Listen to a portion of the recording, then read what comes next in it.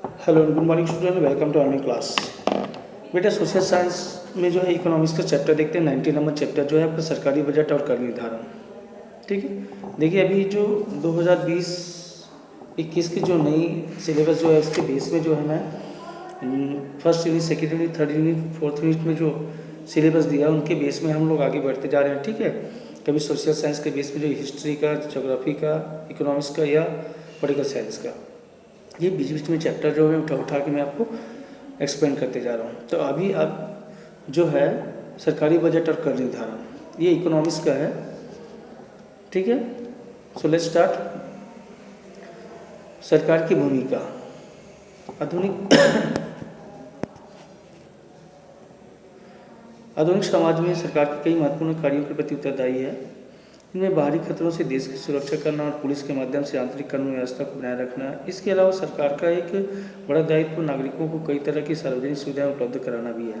सार्वजनिक सुविधा की एक बड़ी विशेषता यह है कि इसे एक बार उपलब्ध कराने के बाद इसका उपयोग सभी लोगों द्वारा किया जा सकता है। उदाहरण के लिए किसी क्षेत्र में अगर बिजली की आपूर्ति की जाती है तो यह उस क्षेत्र के अनेक लोगों के लिए उपयोगी होगी। किसान अपने पंप सेट चला सकते हैं। कारखानों, कार्यालयों, दुकानों और घरों में इस बिजली को उपयोग किया जा सकता है। सरकार के द्वारा यह प्रयास किया जाना चाहिए कि देश का कोई भी नागरिक सार्वजनिक सुविधाओं से वंचित न हो। इसके लिए इसकी कीमत अधिकांश लोगों की क्रय शक्ति के अंदर रखनी चाहिए ताकि इस सुविधा का लाभ लेने वाले सभी व्यक्ति इसका भुगतान आसानी से कर सके। ठीक है, ये सरकार की महत्वपूर्ण भूमिका है।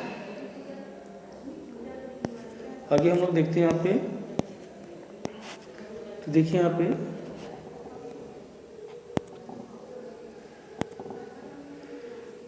भारत सरकार ने अतीत में भी हैवी इंजीनियरिंग, विद्युत उत्पादन, इस्पात उत्पादन, पेट्रोलियम पदार्थों की खुदाई, इसका परिष्करण, रिफाइनिंग जैसे भारी उद्योग स्थापित करने में महत्वपूर्ण भूमिका निभाई है। इसके बिना औद्योगिकरण बहुत ही कठिन होता है। ग्रामीण इलाकों में सिंचाई परियोजनाओं और कृषि विस्तार कार्यों पर सरकार द्वारा किया जाने वाला खर्च भी कृषि उत्पाद में वृद्धि के लिए काफ़ी महत्वपूर्ण होता है।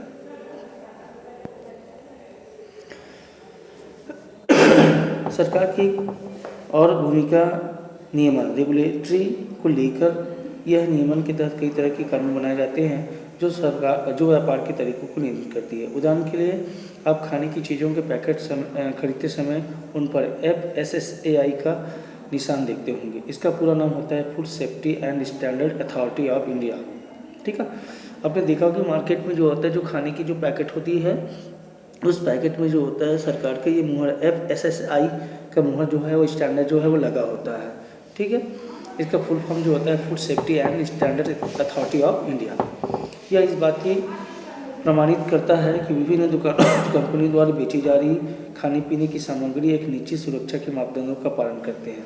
कुल मिलाकर FSSAI खाद्य सामग्री को विभिन्न नियमों और निगरानी के जरिए सुरक्षित बनाकर सार्वजनिक स्वास्थ्य की सुरक्षा करने के लिए जवाबदेह होता है। इसके तहत खाद्य सामग्री को सुरक्षित रखने के लिए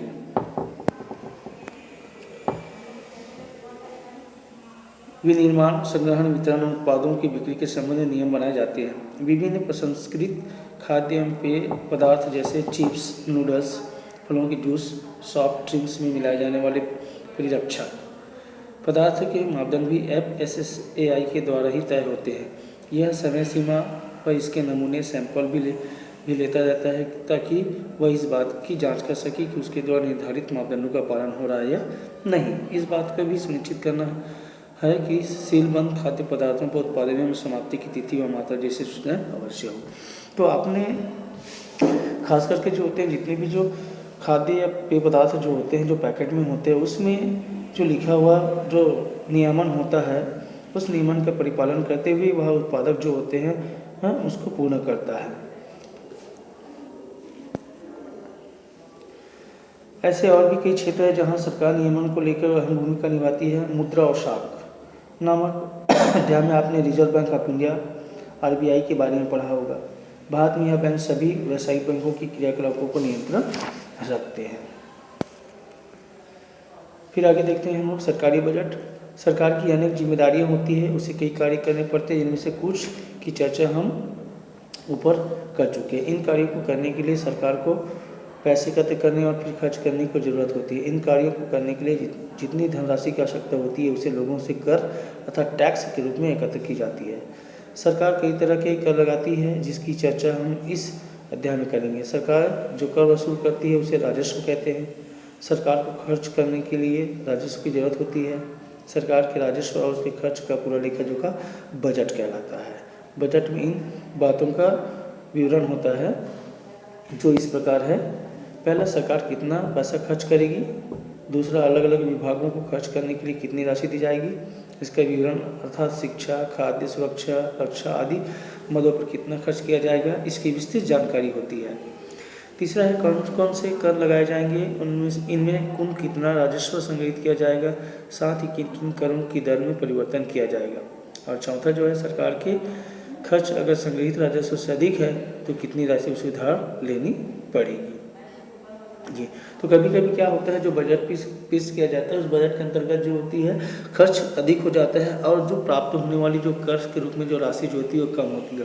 तो इसके लिए जो होती है कुछ व्यवस्थाएं जो होती है सरकार को करनी पड़ती है।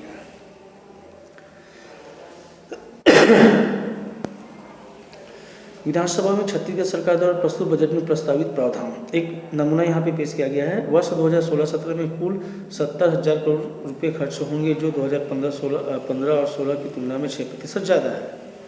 और वर्ष 2016-17 में कुल राजस्व जो है 62,000 करोड़ रुपये संग्रहित होगा जो 2015-16 की तुलना में 5% ज़्यादा है।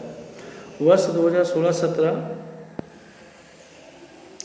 के लिए शिक्षा, सड़कों और पुलों, पेंशन, दवाइयों और सार्वजनिक स्वास्थ्य के लिए आवंटित राशियों में बढ़ोतरी की गई है। इसके विपरीत खाद्य एवं संग्रहण विभाग के लिए आवंटित राशि में काफ़ी कटौती की गई है।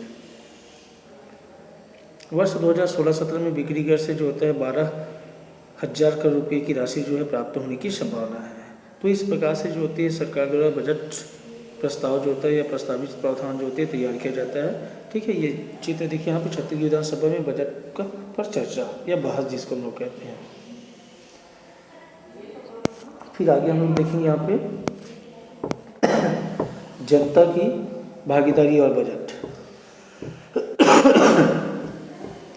बजट सरकार के कार्यक्रमों नीतियों को अमल में लाने का एक माध्यम होता है। पर्याप्त बजटीय प्रावधान और पैसे का समुचित प्रबंधन नहीं होने पर सरकार की योजनाएं और कार्यक्रम केवल वादे बनकर रह जाते हैं। राष्ट्रीय खाद्य सुरक्षा कानून के प्रभावी क्रियान्वयन के लिए रोजी रोटी अधिकार अधिनियम एक NGO नॉन गवर्नमेंट ऑर्गेनाइजेशंस गैर शासकीय संगठन जो होते हैं कि कार्यकर्ताओं ने दिल्ली सरकार से मुलाकात की। उन्होंने बताया कि सरकार ने सार्वजनिक वितरण व्यवस्था जिसको हम लोग PDS कहते हैं, ठीक है, के तहत दाल या तेल को शामिल नहीं किया है, जबकि ये उसकी चुनावी वादा था। कई राज्यों में सार्वजनिक वितरण प्रणाली PDS के तहत दाल या तेल उपलब्ध कराया जाता है। इतना ही नहीं, शनिवार को होने वाले पब्लिक ऑडिट को भी बंद करवा दिया गया। उचित मूल्य की दुकानों में राशन कब तक पहुंच जाएगा, इसकी सूचना देने वाले SMS अलर्ट भी बंद कर दिए गए। दिल्ली सरकार को सौंपे गए चार्टर में यह भी मांग की कि बच्चों को रोजाना मध्याह्न भोजन या आंगनबाड़ियों में अंडे, दूध और फल दिए जाएंगे। चार्टर में यह भी उल्लेख किया गया कि दिल्ली के सभी जिलों में मातृत्व अधिकारों का क्रियान्वयन बाकी है। इसमें कहा गया NFS 1 के अनुच्छेद 4 के तहत गर्भवती और स्तनपान करवाने वाली महिलाओं को मातृत्व अधिकार के तहत 6,000 रुपया मिलने चाहिए।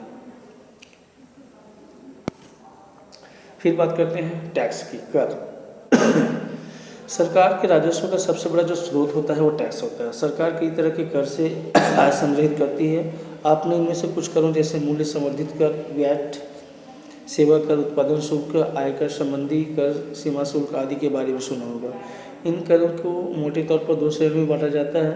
पहला प्रत्यक्ष, दूसरा अप्रत्यक्ष। तो प्रत्यक्ष कर क्या होता है ये देखेंगे हम लोग। अप्रत्यक्ष कर पहले हम लोग देखते हैं यहाँ पे कि अप्रत्यक्ष कर वस्तुओं और सेवाओं पर लगाया जाता है। आपने किसी वस्तु के पैकेट पर अधिकतम खुदरा मूल्य MRP के साथ यह लिखा जरूर पड़ा होगा कि कर सही।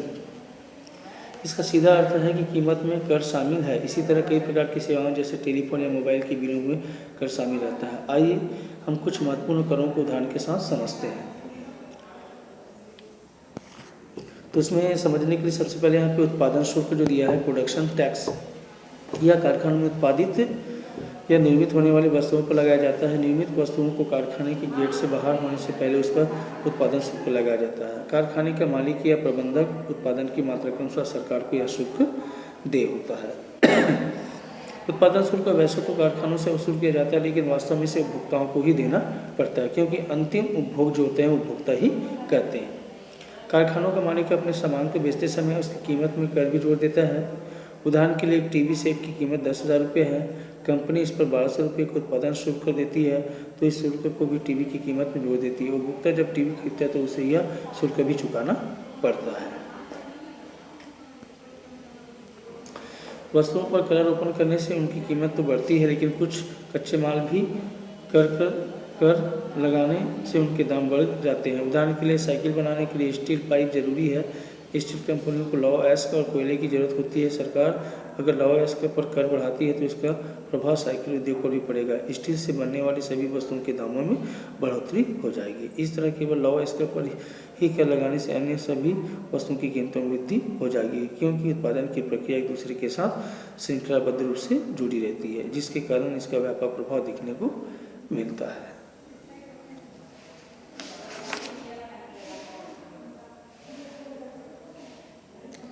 फिर आगे हम लोग देखते हैं यहाँ पे मूल्य संवर्धित कर। एग्जाम्पल तौर पे दिया हुआ है ये मूल्य संवर्धित कर, वैल्यू एडेड टैक्स। तारा ने अपने स्कूल की कंप्यूटर के लिए साई राम कंप्यूटर से 2 हार्ड ड्राइव खरीदी। बगैर वैट की बिल पर इसकी कुल कीमत जो है 5,000 रुपये थी। इस पर 5% वैट लगाया गया, तो वैट के रूप में 250 रुपये की राशि जुड़ने के बाद उन हार्ड ड्राइव की कुल कीमत जो है 5,250 रुपये हो गई। ठीक है। साजिदा ने अपने घर के लिए एक इन्वर्टर बैटरी खरीदी। दुकानदार ने जो बिल दिया वह इस तरह है। सामान बैटरी राशि 9,165, वैट 12.5%, मतलब 1,146 रुपये। तो कुल कीमत जो है 10,311 रुपया।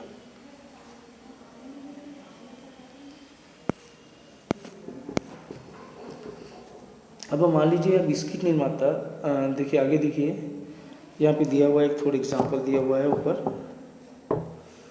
कि मान लीजिए एक बिस्किट निर्माता एक विश्वसनीय व्यक्ति से कच्चा माल खरीदता है। वह व्यक्ति उस बिस्किट निर्माता को इस तरह का बिल देगा। कच्चे सामग्री जैसे गेहूँ, आटा, शक्कर आदि सामग्री की लागत जो है 90 रुपये, कर जो लगता है 10 रुपये, कुल कीमत हो जाएगा आपका 100 रुपया। अब मान लीजिए यह बिस्किट निर्माता 450 रुपये की बिस्किट बनाता है। इसमें सभी लागत जैसे कच्ची सामग्री की कीमत, श्रमिकों की मजदूरी, ऑफिस और कारखाने का किराया आदि शामिल है। वह इसमें यदि अपने लाभ का 50% भी जोड़ देता है तो कुल कीमत जो आउटपुट जो है 500 रुपये हो गया। वह इस बिस्किट को एक व्यापारी को बेच देता है। याद रखिए निर्माता को बिस्किट की बिक्री पर कर चुकाना होगा। मान लीजिए कि वह कर का दर जो है 10% है, तो उसे कितना कर चुकाना होगा। तो पुरानी व्यवस्था के तहत बिस्किट निर्माता को कर के रूप में 50 रुपये चुकाने होते हैं। 500 रुपये पर 10% की दर से। इस तरह सरकार को कुल मिलाकर 60 रुपये, 10 रुपये प्लस 50 रुपये कर के रूप में मिलते हैं। इसमें से 10 रुपये का कर कच्ची सामग्री के विक्रेता के द्वारा चुकाया जाता है। लेकिन मूल्य संवर्धन कर प्रणाली वैट में उत्पादन केवल मूल्य संवर्धन पर ही कर चुकाता है। कुल उत्पादित माल आउटपुट जो 500 रुपये की खरीदी कच्ची सामग्री इनपुट की लागत 100 रुपये होती है। इस तरह मूल्य संवर्धन आउटपुट और इनपुट का अंतर है। इस मामले में यह 400 रुपये है। इस तरह उस बिस्किट निर्माता को 10% के हिसाब से केवल 40 रुपये कर चुकाने होंगे। इस निर्माता में जिस इनपुट का इस्तेमाल किया गया उस पर पहले से ही कर दिया जा चुका है। इस पर दोबारा कर नहीं लिया जाएगा। इस प्रणाली में सरकार को कुल मिलाकर जो होता है 10/40 बराबर 50 रुपये का कर मिलेगा। इस तरह स्पष्ट है कि मूल्य संवर्धन कर प्रणाली में निर्माता को कम कर चुकाना पड़ा, क्योंकि उसे इनपुट पर कर चुकाने की जरूरत नहीं है। वैट का एक और लाभ है कि सभी निर्माताओं और व्यापारियों को बिक्री और खरीदी का सही रिकॉर्ड रखना होगा। इस बिल के आधार पर वे दावा कर सकेंगे कि इनपुट पर पहले ही कर भुगतान हो चुका है। इससे कर विभाग, कर अधिकारी भी विक्रेता और क्रेताओं के बिलों का मिलान कर सकेंगे। इस तरह इस प्रणाली में कर चोरी की संभावना काफ़ी कम हो जाती है। ठीक है।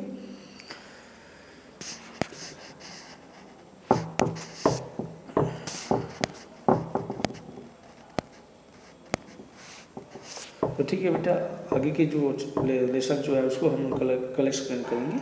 ठीक है, okay, that's all, good day.